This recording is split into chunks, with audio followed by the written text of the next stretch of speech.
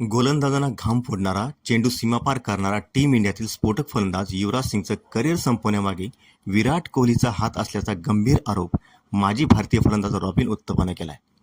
एका digital TV वेबसाईटला दिलेल्या मुलाखतीत उथप्पा म्हणाला, कर्करोगातून बरं झाल्यानंतर युवराजनं काही फिटनेस सवलती मागितल्या होत्या, परंतु त्यावेळी भारतीय संघाचा कर्णधार असलेल्या विराट कोहलीने त्या नाकारल्या. युवराजनं कर्करोगावर मात केली होती. तो आंतरराष्ट्रीय क्रिकेट संघात पुनरागमन करण्याचा प्रयत्न करत होता.